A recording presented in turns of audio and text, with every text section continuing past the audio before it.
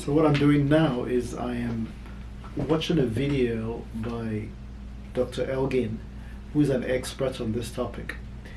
And this demonstrates for me really something really important. While I was reading the paper, it was dense, but I muzzled through.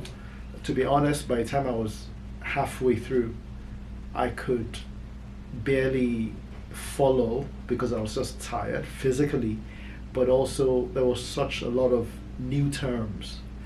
And there were only 4 pictures in that book, in that paper, that is essential for communicating all the information about that paper, for that paper. But those other terms that I was struggling with, for me to understand them, I would have to go and read the references in that paper to understand them. But with this video that summarizes not just the concept being taught about the dot chromosome, about the F chromosome in Drosophila, and why recombination is less, and so on. By watching this video, she's giving a lot of background context to some of those little terms that would have taken me like another 2-hour detour to go and understand.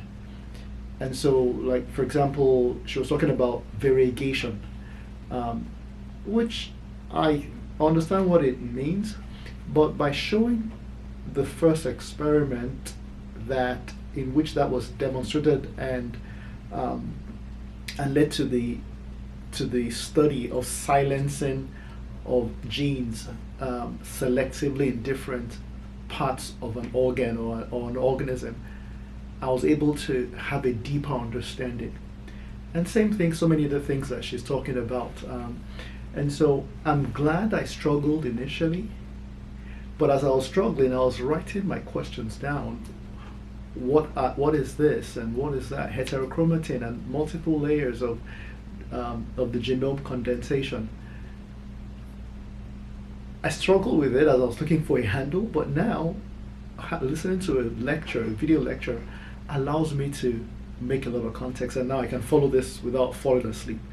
I can follow this without being feeling overwhelmed.